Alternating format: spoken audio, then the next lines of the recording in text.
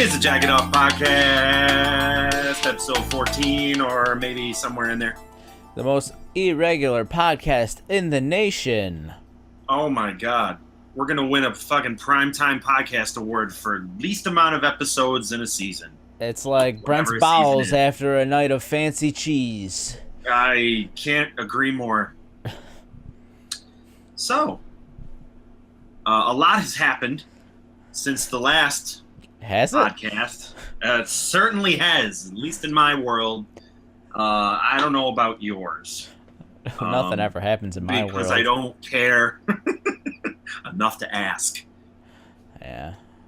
So, where we last left off, we had a lively discussion about something. Really doesn't matter. I think it was microeconomics. We were talking about micro and macroeconomics. That's right. And then we proceeded to go to Incubus and Jimmy Eat World and engage in a different kind of economics, the economics of overpriced wine slushies and 24-ounce tall boys. Damn, but that wine slushie was so good. I mean, I think the price of these items probably is far outweighed by the To be fair, value. you could go to the liquor store, buy a bottle of wine for buy a bag of wine for $12, throw it in your freezer, then step on it a little bit to crunch up the ice and cut the bag open and just eat it with a spoon. You get a nice box of Franzia Chillable Red and maybe what you do is you just put it in popsicle molds. There's nothing wrong with that. There's nothing wrong with having cold purple lips on a hot summer day with a box of Franzia Chillable Red popsicles. Try that one at home, everybody. That's the tip of the week. You could take that recipe to the bank. Yeah. Well, I think you could take it into public. I probably think take it to the freezer. More operative. You take it to the freezer. So Jimmy Eat World, Incubus.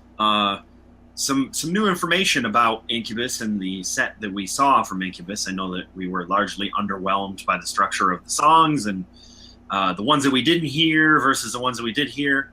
Turns out, and this is based on one of my coworkers telling me about this after the fact. I found out she was at the show. She said that Incubus rotates 3 sets. And the set that we got the night in Syracuse was the shittiest set. The set that we probably would have wanted to see was the one where they come back out to do Dig. Aqueous transmission is nowhere to be found in the set. That's preferable. If you could please leave aqueous transmission at home, I'd appreciate it. Thank you. Not that it's not a beautiful song. I just don't think that during the closing act of a very high intensity, high octane show with maybe only a couple sort of slower breaks, do you want the crowd clamoring Incubus, Incubus, and then somebody comes out with a fucking sitar and sits down and it's like, great. That's what happened, though. That's what we got. Certainly is. We can't we can't take it back, and neither can they. But we moved on. Jimmy Eat World on the whole was a good opening act for that. I kind of wish they played longer, and I think that too as well. I wish those were switched and we got a full Jimmy Eat World set. I mean, we still got a solid hour about.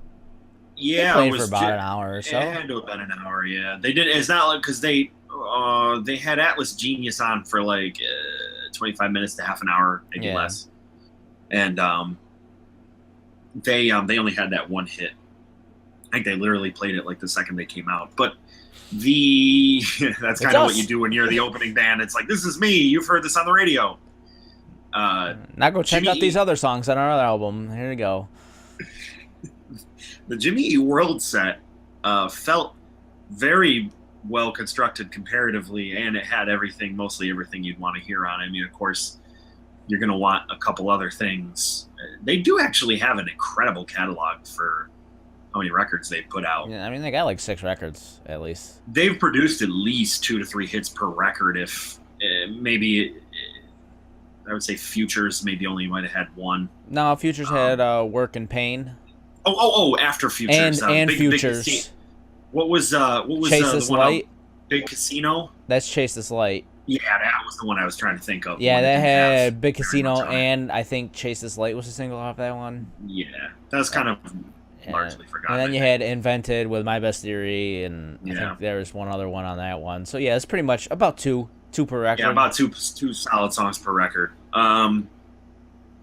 They set there was when they were doing some of the new stuff, it was heavy. I told you at the show that it's like when Rush started doing the heavy stuff. You're hearing all the hits, you're hearing the slow stuff and a little bit, sort of the more innocuous stuff, and then all of a sudden they nail into this like like this crazy like super heavy metal style song. Incubus actually did the same thing too when they did that. Like it seemed like the song was like 9 minutes long. Mm-hmm. And I don't know what song it was. It had to have been a new one or maybe a deep cut. But like my God, it was real hard and it was real long, giggity. And I think part of the mood of that show for me was the fact that we went and ate barbecue beforehand, and I stuffed my fat face full of barbecue, and then we went to Wegmans and bought the heaviest craft beers. The heaviest possible craft beers we could have purchased. It's like, hey, let's get this like 7.5% alcohol by volume blueberry beer, and then a 6-pack of other similar beers in heaviness, and then try to drink all those in rapid succession. Oh, I mean, and then you shoved a candy bar in your stupid face. Yep, that was absolutely true. Yep. And you probably could have skipped the candy bar. And I even told you, hey, I will admit that. Skip the candy bar. Or don't get the king size. Hey, Mr. Candy Bar, don't get the fucking candy bar. You're going to end up with a fucking tummy ache like an infant, you stupid jabroni. So there was that. So I think when we were walking in, I had this overarching like grossness feeling in my stomach that just wouldn't quit. It was horrific. But then by the time we got to the wine slushy, I felt like everything had settled down. It was refreshing. You're like, it was refreshing. It was pleasing on the palate. Delicious. And then everything was good. So, so we got all that. That was all the discernible information that I wanted to divulge about that show. On to a much superior show, a show filled with class and sophistication. A show, and an actual show that you would call a show. When you go see this, there's no very business. It's like show business. Yeah, you're thinking to yourself. Her name was Lola. She was a showgirl. The next thing you're going to see on the stage is Michigan J Frog fucking popping out. Hello, my honey. Hello, my honey. Hello, my ragtime gal. So the show that I'm talking about is Rod Stewart and Cyndi Lauper at SPAC, which seems like it was 5 years ago. I really can't remember. I think it was last Saturday. So last Saturday, yeah, it was. My mom calls me and asks me, "Hey, do you want to go to that Rod Stewart show at SPAC?" And I said, "Are you buying?" Because I'll go to anything. And she said, "Sure, I'll buy you the ticket." So she shows up here and with her 12-pack of Keystone Light, of course, in the truck. It's got to go everywhere. It's basically the equivalent of a lunchbox, packing all of your juice boxes in there, adult juice boxes. Sure. we head over to SPAC. The classiest part of this, besides Rod Stewart, is that we decided, or my mom decided, that she was going to put a handicap placard on the rearview mirror of the truck we were driving. And that's right, I said truck. So here we are, driving a 6.2 liter diesel truck with a handicap placard on the rearview mirror to SPAC. Of course, we know that when you pull into SPAC, there's a special area. Everybody else is in the right-hand lane. They're going to the other parking lot on the other side of the venue, where you have to cross the footbridge to get over to the actual concert. So we decide that with our handicap placard, we have special privileges now, and we go into the left-hand lane, pull all the way around, assert ourselves in the gigantic truck we're driving, and then go through the gate, and then we pull into the handicap parking lot. Now, normally what you'd think is, if for real we were going to the handicap parking lot and we did have for real handicap problems, we probably wouldn't get out of the car, crack open a couple cold ones, and just hang around. You'd probably get your wheelchair or your walker or your crutches or whatever it is your assistive device is and try to hobble your way into the concert. But Yeah, you got to get going in there because it takes a little extra long time. Absolutely. But as three fully full-bodied, able individuals as we were, we opened up the cooler filled with delicious Keystone Light and decided to tailgate at the Rod Stewart concert. And lo and behold, we were not alone. In the handicap parking lot, or? Of course not. No, we pulled into the handicap parking lot relatively early. There was not a lot of people around. Then all of a sudden there was a colossal surge of people. When those people started pulling in, they all got out of the car and they all started drinking. So I don't know if these were a group of people that also got a handicap placard from their grandma, aunt, sister, brother, whomever, but no one look handicapped in this handicap section? I don't believe so. I don't think I saw one individual struggle to get to where they needed to go. So to give you some context on where the handicap parking is, how close it is. When we park on the other side of the road for SPAC, you walk over that footbridge, and then the minute you get on the ground, like when it becomes level again, that's where we were parked. So all we had to do was walk over to the sidewalk and walk 100 feet to the ticketing office and the front gates. So we mosey our way on in. Now, this is a remarkable thing that I don't think I've seen ever happen at a SPAC show before. Normally, almost at every single show, you're going to see people on the lawn with blankets and chairs. That's a normal standard of being on the lawn.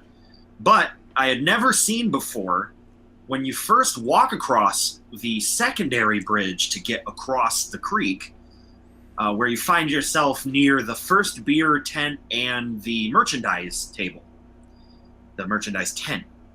I looked over on my right to look over at the merchandising tent, and there were already, Cyndi Lauper had not started yet. There were already at least 20 to 30 people that had their lawn chairs set up across the sidewalk with no discernible view of anything on the stage, including a screen. Literally all they could see was people walking by other people's chairs on the actual main lawn and the merch tent. That's what these people were able to see. Then I look to my left, and before me, I see a fucking sea of chairs. I can't stress this enough. There was not one person, at least in the central, like the center two lawn areas, that was standing.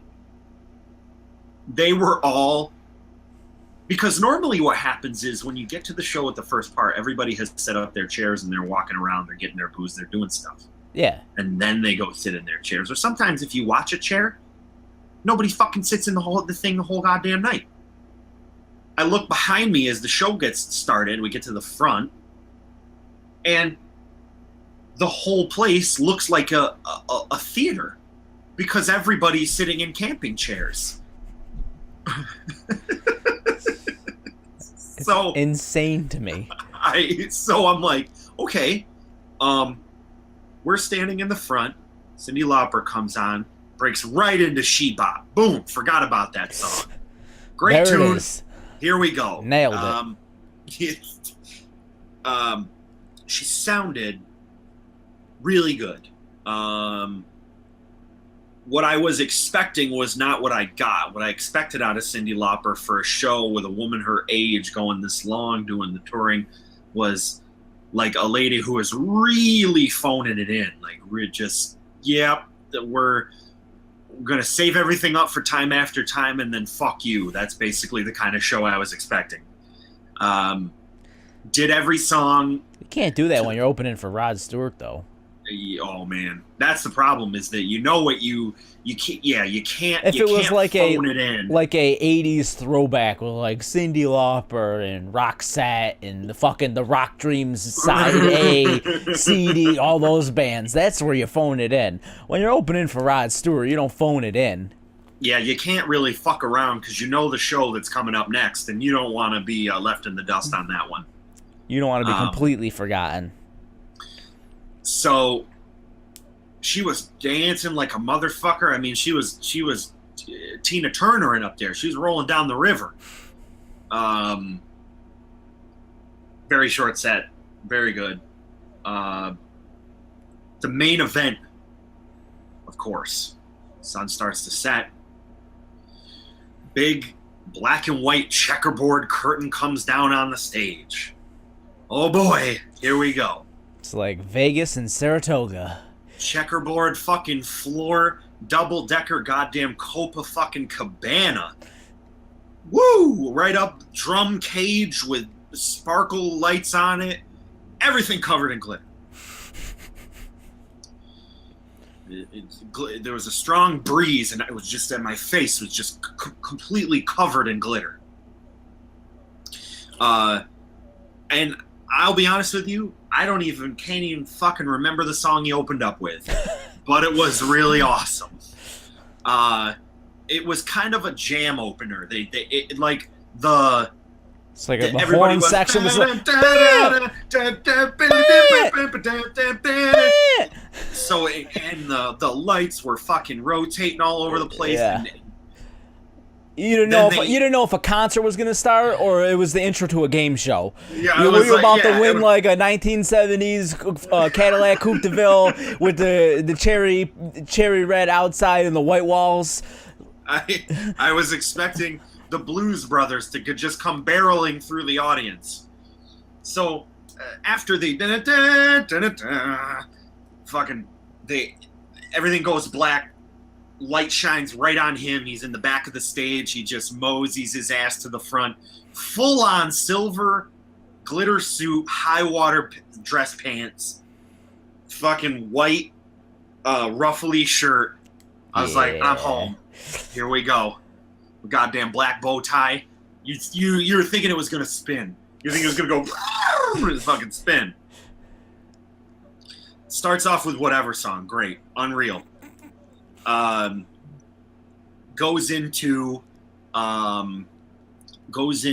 that one. The hell was Some Guys Have All the Luck. Some Guys Have All the Luck. Wicked tune. Sick tune. Now this is where I start to observe my audience, right? Now that I've made myself at home where I'm going to be for the show. Like, all right. I'm starting to. You know what kind of show it's going to be. Yeah. The stage the tone has been set.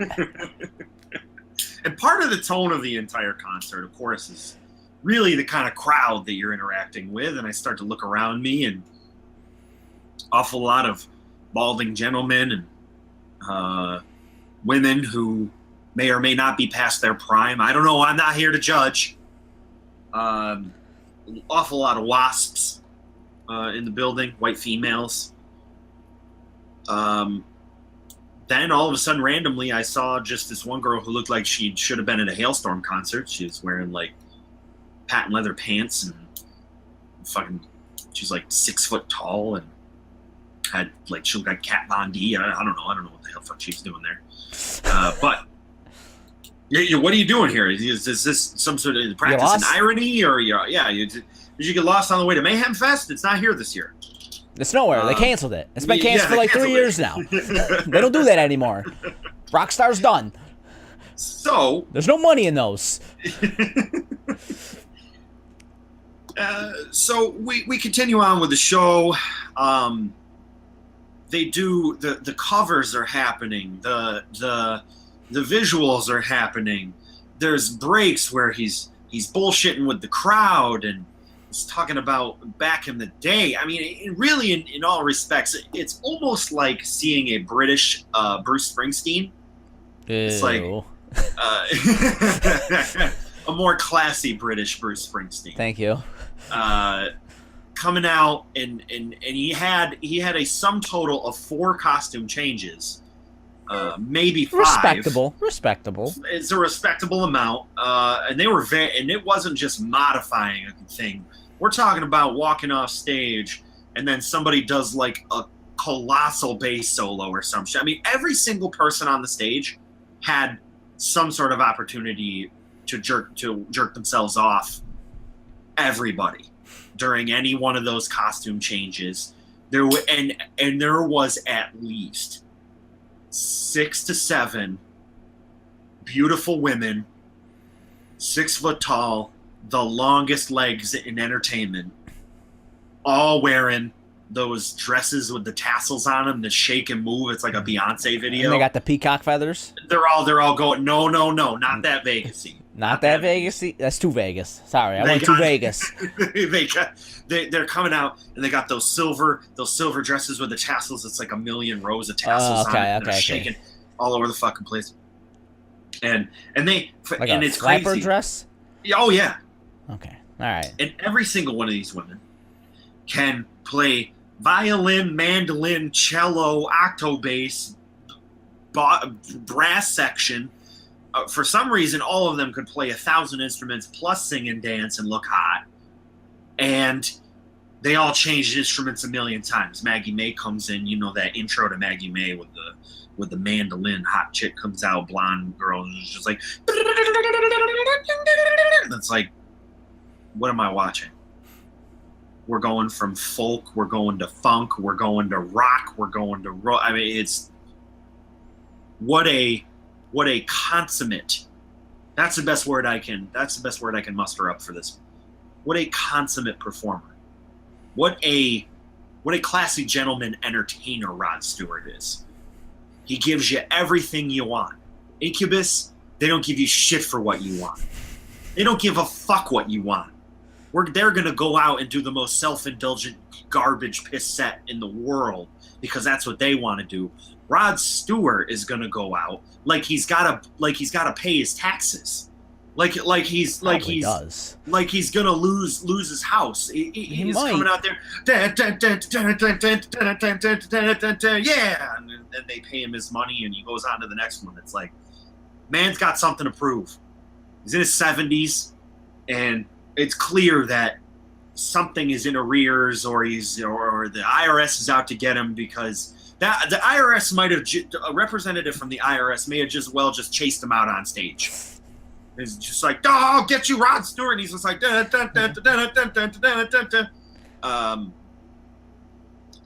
so yeah, I've belabored that point enough. That probably illustrates to you to the level to which he did. Felt like I was there. Exquisite. I'm sure I painted you a very vivid picture of that. So I think our next thing that I want to get to. The next thing on the checklist. Next thing on the tree. I'm just hang on. Let me just I could put a big old X right next to that guy, and what do we got next? So, the next thing, I got a couple different options, but I think the best option to go with right now is getting old. Kind of ties into the last thing. As I look amongst me at the sea of people who have dreams and hopes and ambitions at the Rod Stewart show. I think to myself, Weren't they all you know, 90? oh yeah, they had them, Dylan. I guess I said okay. they had Okay. dreams, hopes, and ambitions. I thought to myself, said, kind of tied me into the concert experience as I've experienced it over the years.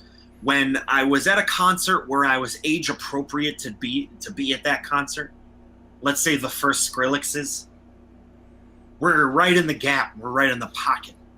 That's when a young lad of 22, 23 is just having a night out with his boys. He's going out and he can drink 5,000 PBRs. And then he goes and sees Skrillex. And great things happen, and then you meet Skrillex. The night is still young, right? That's that first thing, right? And then you cross over to 26, 27. Now you get real excited, just like you did before, to go and see a band like, let's say, the 1975. Incubus? Well, Incubus is part of our generation. I think the difference here that I want to illustrate is that we probably felt very much at home at the Incubus and Jimmy Eat World show. Oh, okay. I see what you're saying now. Like okay. we're good. We balanced it out. We're amongst our people. Yeah. We're here. So what I was saying was that when I got to this 1975, I mean, this was a while ago. This was at the close of the winter, but when I got to this 1975 show, I started looking around me, and I was like, uh-oh. This is going to be that first concert. And what I mean by the first concert is this is going to be that first show where I know that I shouldn't be here. And that's really that's on me. There's plenty of people that, I mean, we saw when we went to Mysteryland, we saw all those old fucks standing around having a grand old fucking time dancing to EDM or whatever. They're there. They're there to experience it. So whatever, you're only as old as you feel, all those stupid antiquated notions, whatever. But this was the first time that I really felt, as I looked around me, that there had to have been a 6 to 7 year gap between me and every single one of the individuals at this concert. And then after that, I go to Third Eye Blind. And it's a similar situation with Incubus and Jimmy Eat World. You see the people around you and you're like, yeah, these are the people. These are the people that still go to shows like this. But at the 1975, it's like, oh my God. It's like, oh no. I think it's just the band you're going to see. It's a radio band. Like any band or artist that's played heavily on the radio, you're going to get those kind of people at. I can definitely see it. Like, yes, I can. You say Incubus and Jimmy World are our kind of people because we listened to them when they were on the radio, and now they don't really get that much radio play to be like they little, but like not like the 93 Q where like every 5 songs you hear the 1975. Of course, the teeny boppers are they're the demographic for that radio station, so they hear those songs and they see that they're coming nearby, so they're gonna go and see the concert when they could only go see one concert. Like, oh, what show do you want to see? I'm only taking you to one concert, son, and you're picking because I can't listen to this bullshit music 500 times. We're like, okay, what shows are around here? Let's go to this one. Let's go to this one. Let's go to this one. Let's go to this one. Of course, the demographic's gonna be different at all of them because we're going to every single fucking concert. Oh yeah, no, I think it was just because we've been to so many. It's really easy for me to see sort of patterns in attendance based on that, and whether it has to do with the radio play or whatever. It's definitely the radio play. Like, sure, like that's. The radio plays to that demographic, and then so that the demographic of that band is going to be the same demographic of the radio stations. So if you go to any like a 21 Savage show or Lil Wayne, you're going to get that same younger group of people because the radio stations that play that music have the demographic of those younger people. The radio stations that play the type of music we listen to have the demographic of the 18 to 35 group. Right. That's how demographics work. This marketing meeting brought to you by the Jacket Off podcast. I see what you're saying, but that's marketing 101 right there. I think regardless of the fact that the 1975 radio, yeah, it still makes me feel as though I think it might be less. I guess I can rephrase the feeling, because it really isn't that I feel old in any respect, especially as it pertains to musical taste. I think I've always been ahead of the curve in terms of that. In fact, I've talked to people at my office who are 19 or whatever, 19, 20, and there's youngins, have you heard the new Justin Bieber album? Right.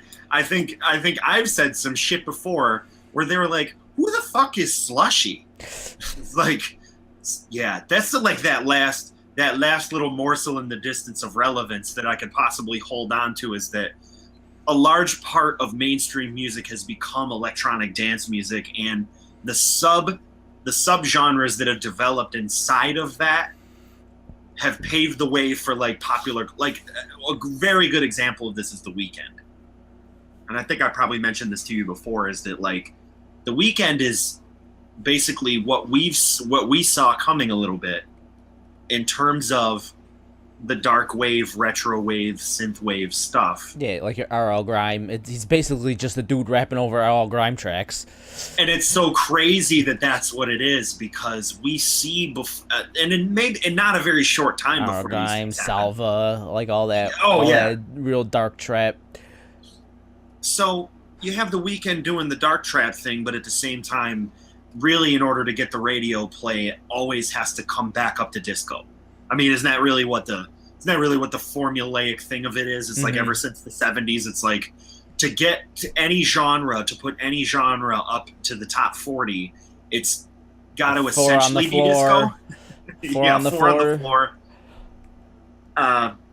And once you get that, then you could do the weird stuff. After you get that one hit, then you could come out with right. And then people at that point understand the kind of artist that you are, and then you bring that dark wave thing that everybody, that was an underground thing initially. You bring it right up to the front, and suddenly that's the new genre. Nobody knows what that is.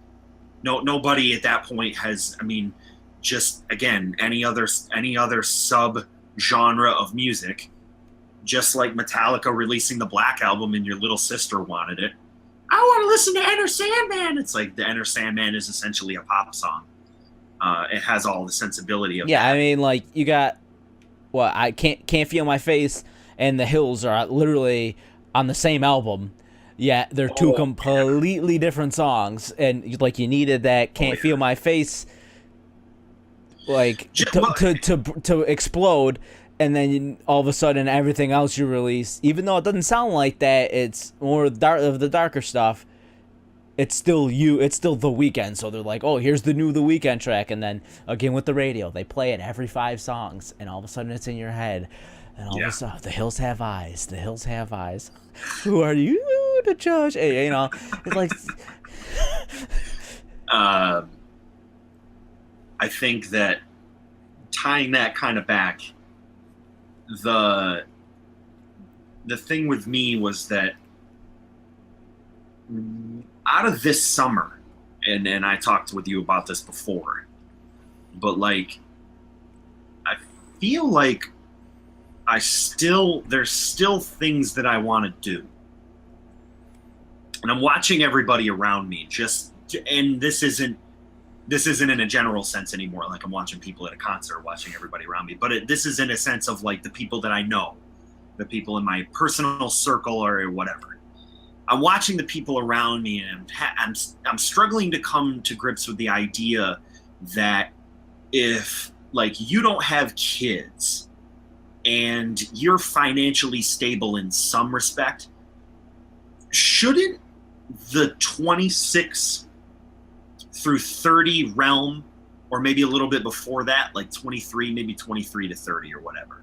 The 7 years where somebody becomes financially sort of sound, right? You're making money now, by and large, and that's not across the board, but I know that's kind of the case for me.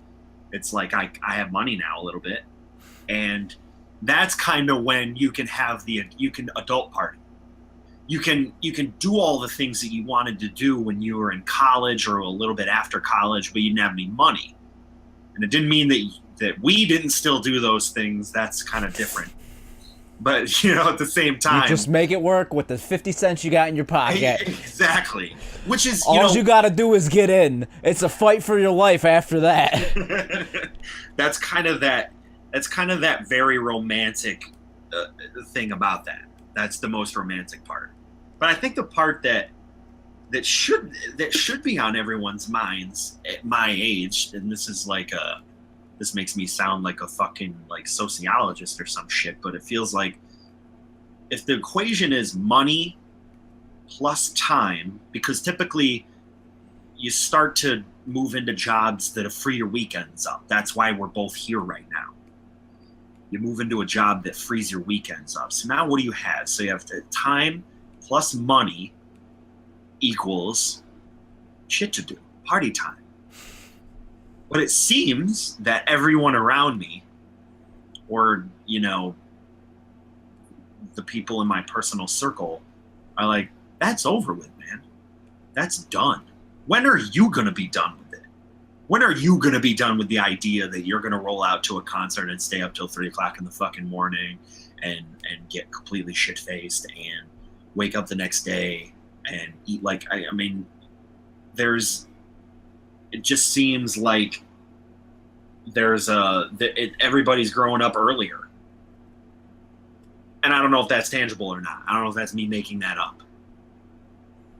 But I still want to go out to the goddamn Center of Progress building and see Skrillex. I still want to do that stuff. And when I talk to people about it at work, and a lot of them aren't really much older than I am, or they're like my same age, it's as if what I'm talking to them about is going to the moon. Like when I say that, me and my buddy Dylan, that we were talking about this festival in Ohio in September. It's going to have all these fucking sweet ass whatever, and it's like, this is going back to the part where even 20-year-old people are like, who the fuck are they? What the fuck are you talking about? It's like, yo, you never heard of these people before? I thought you were young and hip. Well, that's just the people that you surround yourself with. I'm sure they do stupid bullshit with their time that you would find fucking alien to begin with too. So I guess it goes in another direction. Yeah. With them, it might go in the more it's kind of okay, so let's just use this as an example. Someone on the weekend likes to go to the track and watch horses. Would you like to do that? Probably not. For 8 hours, they'll just go and sit and watch horses for 8 hours. Would you do that? Maybe once. Right. And they probably actually, go every weekend, or it's their weekend thing to do. I'll give you a more digestible example. Because me telling somebody, hey, do you want to go camp out and wipe your ass with wet wipes for a weekend to see yub, that's different. Yes, I do. Yes, I do want to do that. That does seem largely alien. But there's also this part of it too, where okay, just hold that thought. Yeah. So I would want to do that, but I wouldn't necessarily want to just go camp out and do nothing, because that seems boring to me. Just like whenever we do anything, we always go with a concert in mind. We don't. Have you ever traveled with me personally?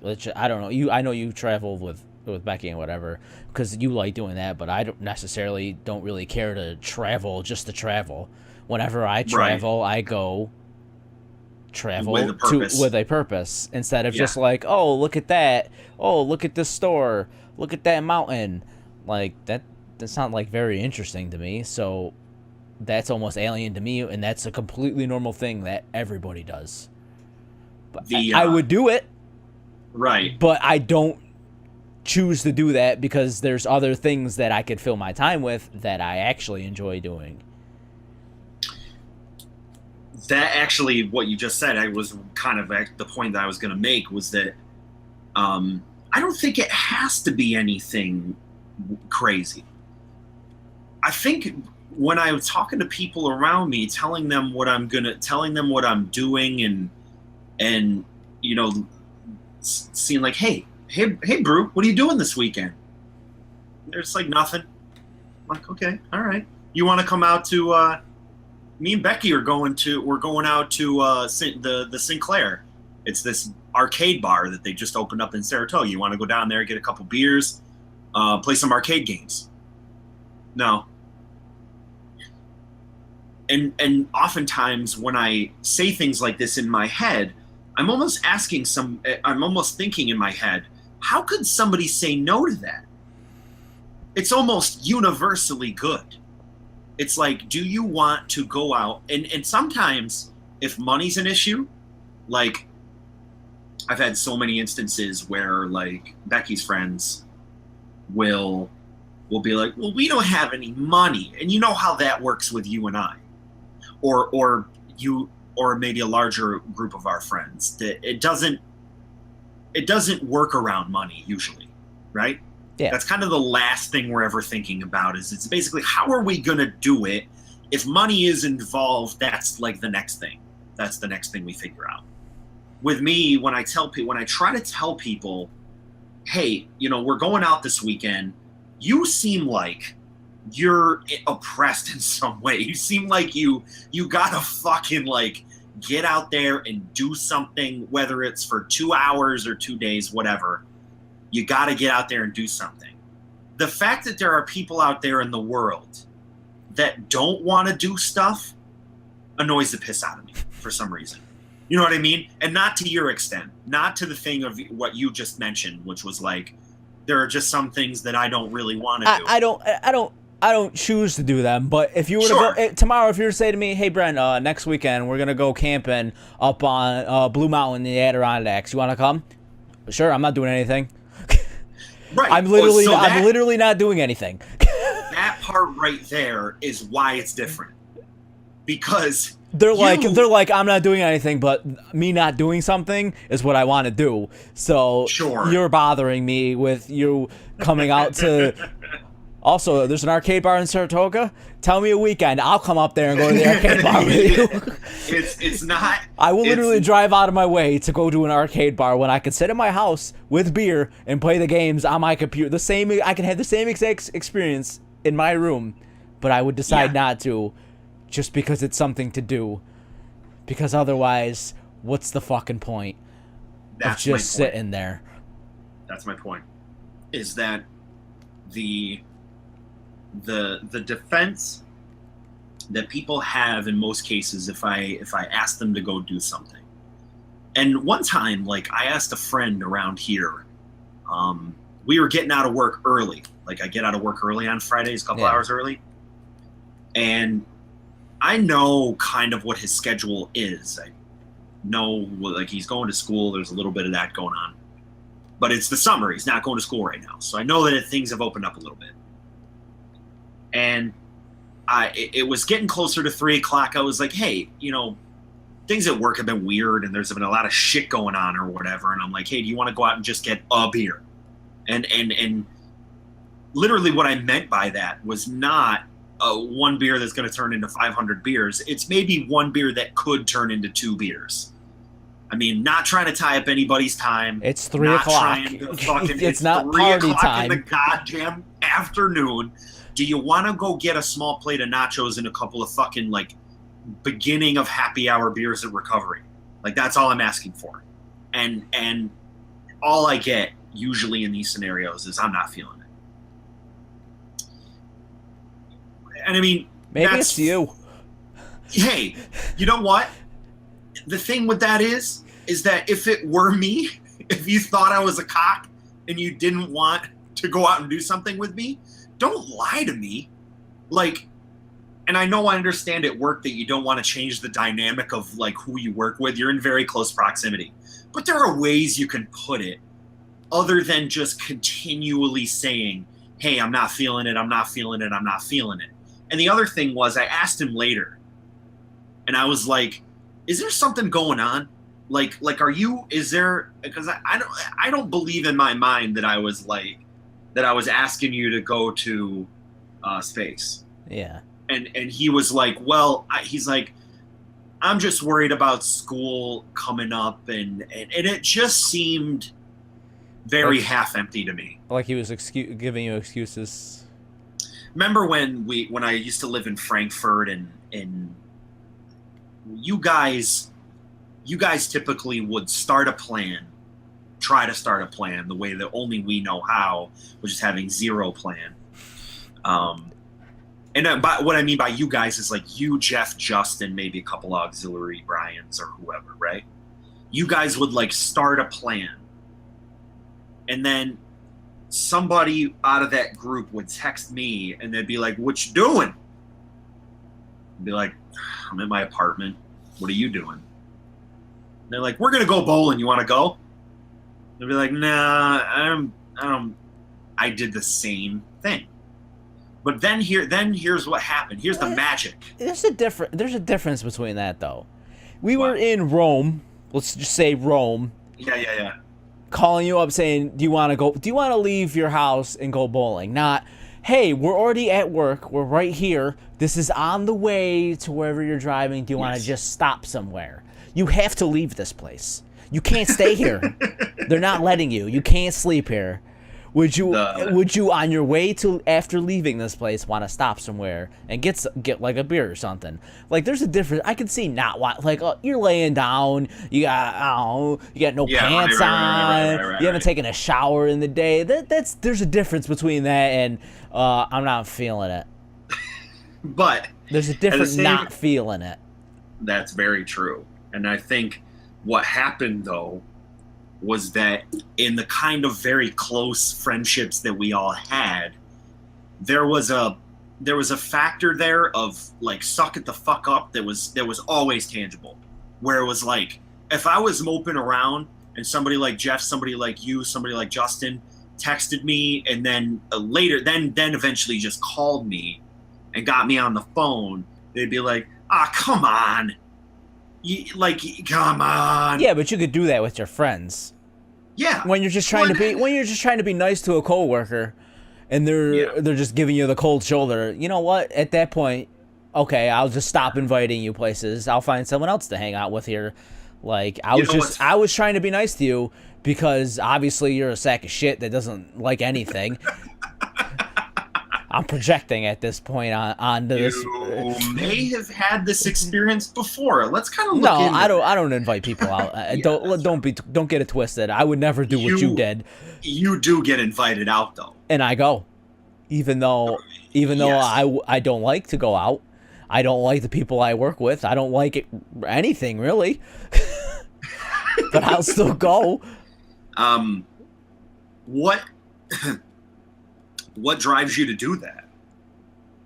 I don't know. Is it just to try to retain some sort of social something, like to have something in there somewhere? I mean, it's not like I don't like these people. Like it's not like if I hated it. Well, the people that I don't like wouldn't bother to ask me to go somewhere because I make it known that like if I'm not talking to you, just leave me alone because I don't like you.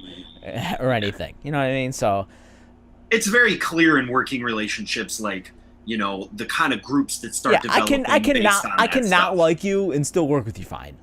Yeah, I don't see somebody and it's like ugh, there they are. But yeah, I'm not gonna go to the bar with you if I don't like you. At least that enough to talk to you. So maybe he just doesn't like you. Even though I'm sure he acts completely fine to you, he obviously has to act a certain way towards you to where you would even bother asking him if he wanted to go.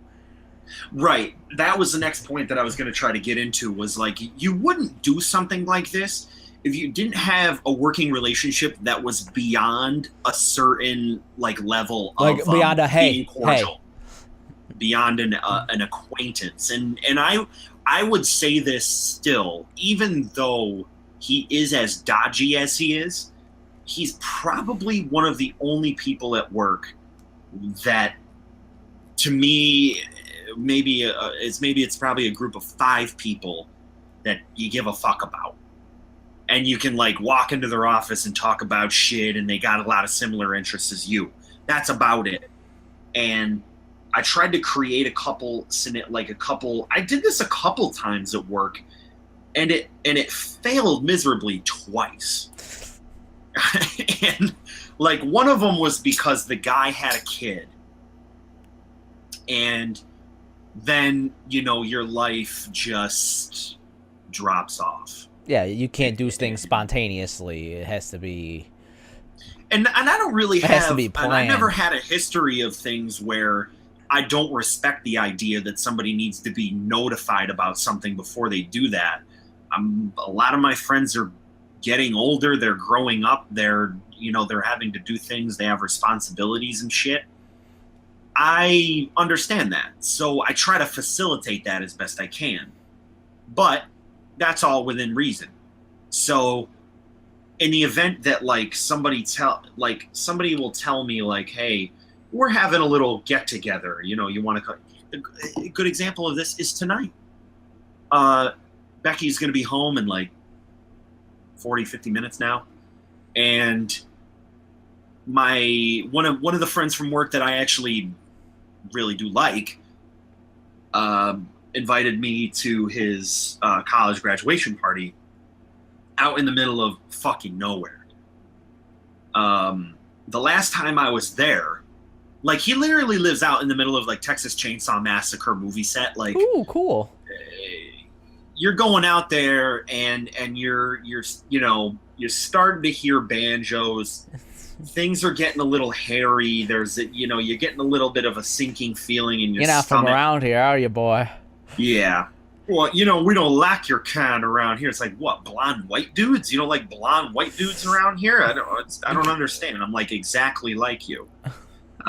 You're just saying things. Yeah.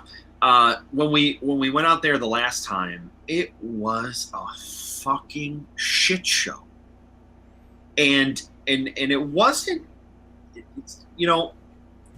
if you and I, like, I'll give you a good example.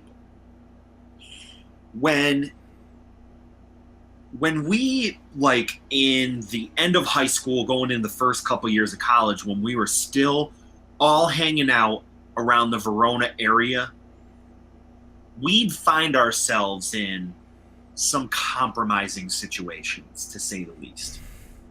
We found ourselves at indiscriminate friend of a friend parties where these are not my kind of people.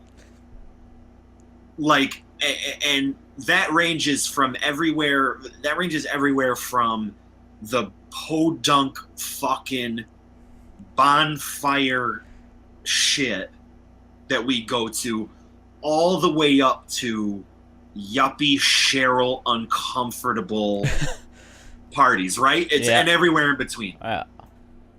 This ranges so far on the former end of the spectrum that even somebody who grew up in a trailer park finds this to be very, very rural.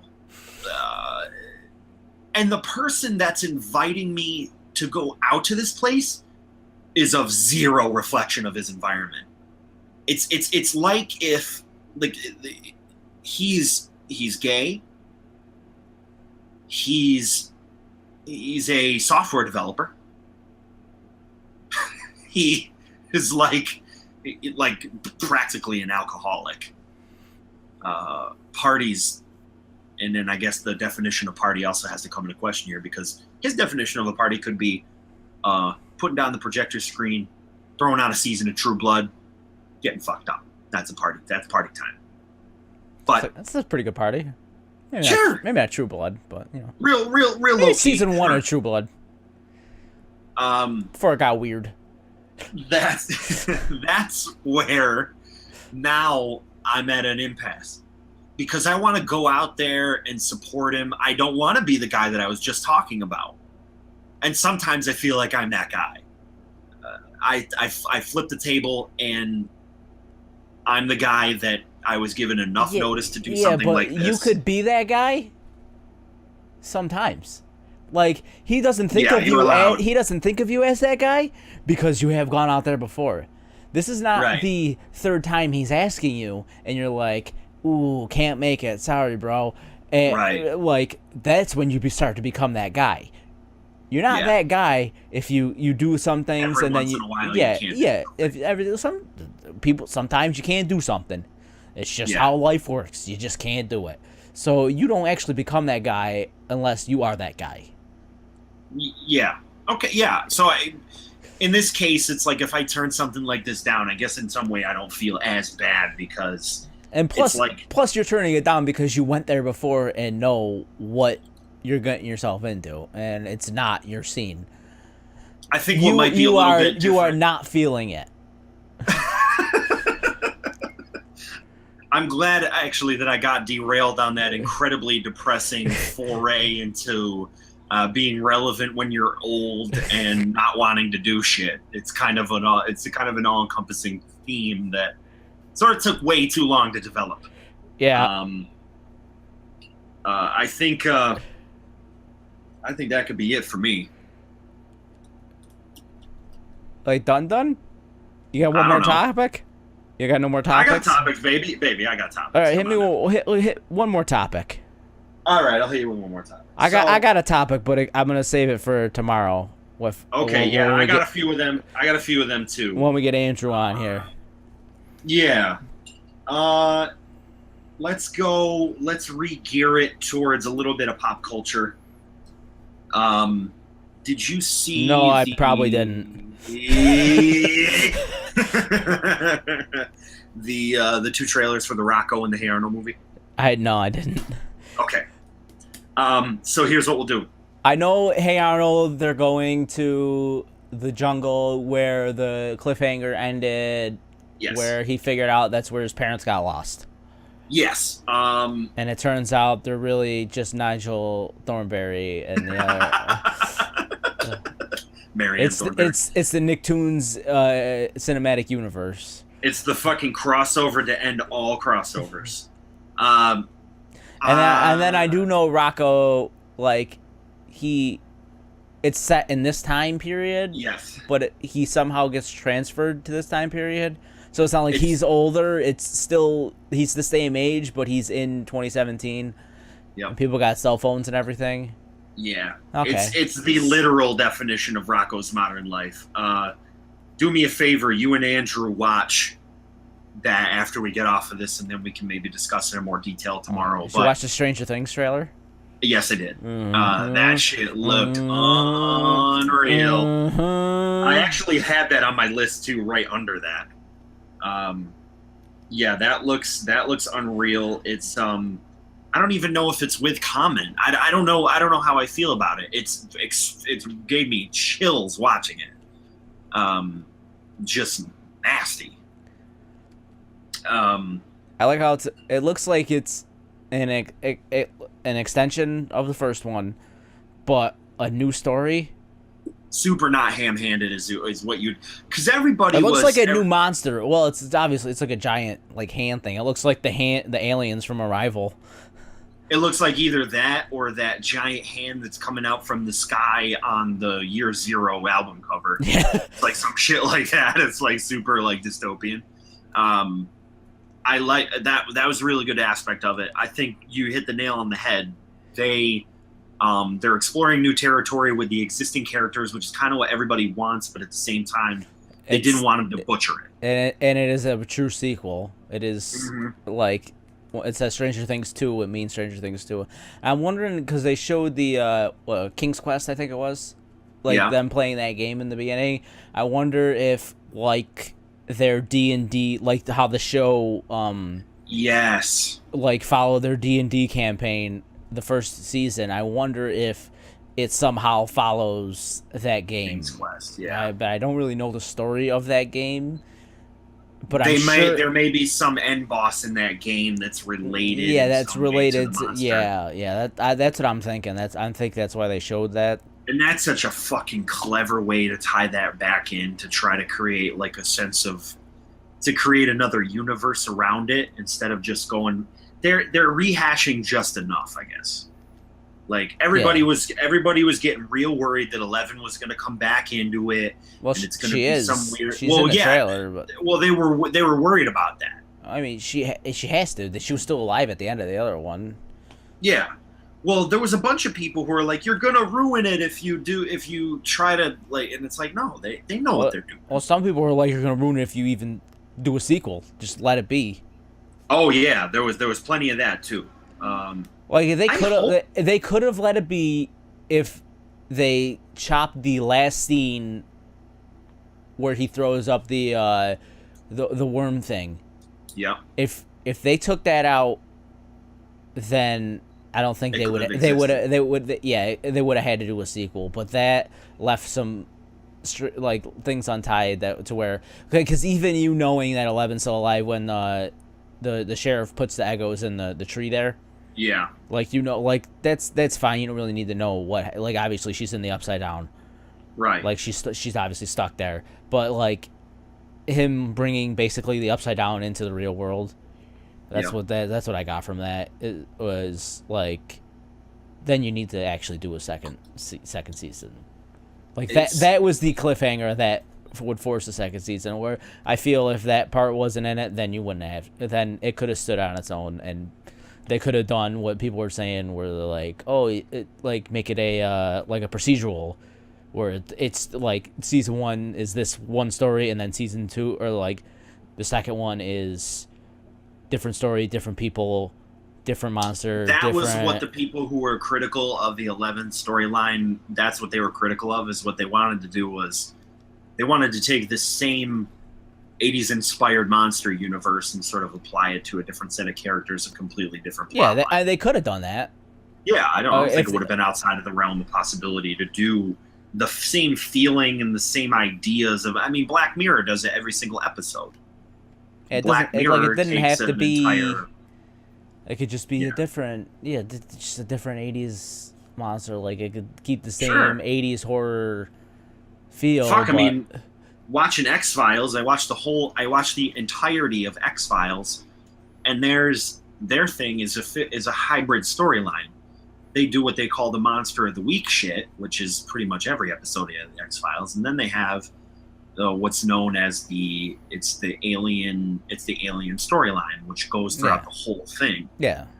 They could have just as easily done that too. They could have made a series that has this one thread through the whole thing, and the Upside Down, and then story.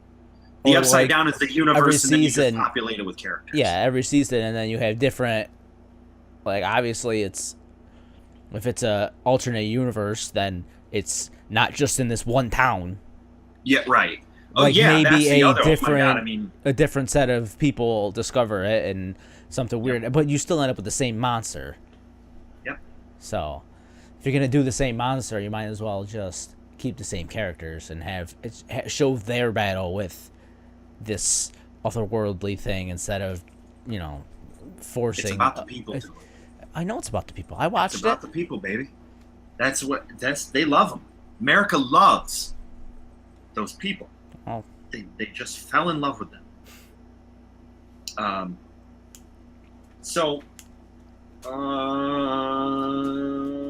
Parks and Rec. I just finished it. I don't think I watched the last season. Jesus, I think I finished this fucking thing for like the second time. I think it's literally one of my favorite comedies. Yeah, it's pretty funny. And I oh shit. I think we're about halfway into Community. I think we rebooted Community at a certain point. Too. What's that on? Hulu? Hulu. Yeah. The thing that I like about watching Community now is understanding the mind of Dan Harmon. After watching Rick and Morty. I got to where everyone started leaving. I think Troy was the first one to leave. Yep. Once he left, and then Chevy Chase left, and so Otherwise known as stopped. the Childish Gambino storyline. I like. There's Scrubs is fucking like that too. Scrubs, they tried to do this weird shit where they sort of did like a soft reboot, and that was a massive failure. And then they did a soft reboot with the X-Files on like the three end seasons. Well, they did the movies, seasons. yeah. Because there was I Want to Believe, and then there was the other one, and the both of those movies actually were unique in that they brought the seasons together. So you got to the end of one season, they encouraged you to watch the movie, and then that picks up into the next season.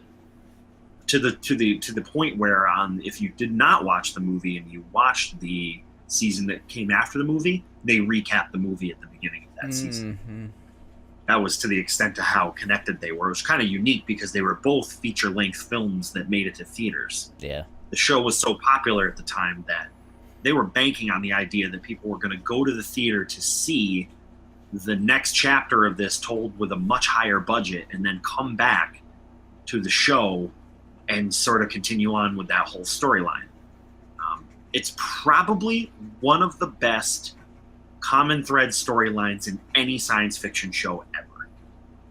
There are so many twists and turns, and the characters keep coming back. You see I mean, the intensity by which they can give you a cliffhanger in that show was unparalleled. To think about the fact that back in the 1990s that people had to wait an entire season, like they had to wait like how the release schedule was for popular television at the time. Next season on the X-Files, it's like, oh my god, I'm gonna have to fucking wait months for this shit. And then when you get back to it, you need the recap. But we just crushed it. We took the most pansy ass approach to watching the X-Files. It's like no limiters, no wait in a week. No, on this Friday's episode of fucking X-Files, we just watched that shit every single day. Till your eyes wouldn't stay open anymore. Oh my god. Blast that information right into your brain. That was the longest thing we'd ever watched in succession. We did a whole winter. It took a whole winter last winter.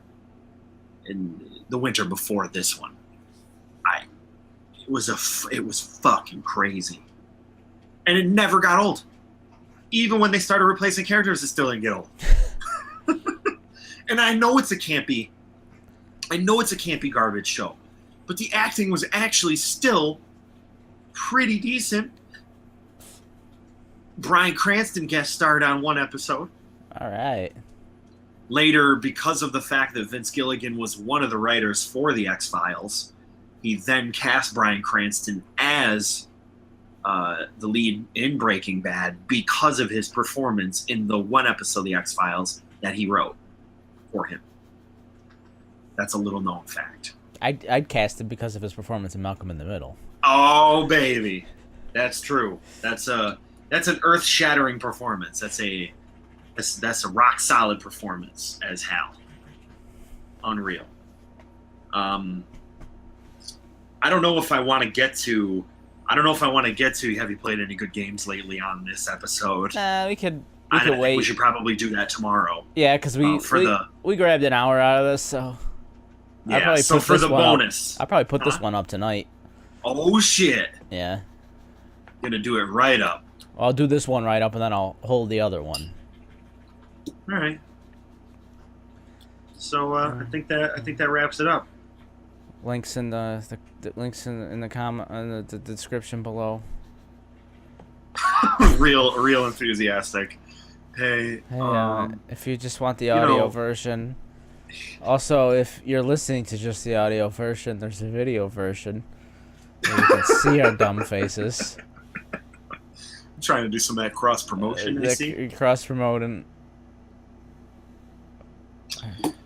Well, that is it for today. Remember, we can't all be Rod Stewart. Sometimes we have to be Brandon Boyd. That's the Jacket Off Podcast.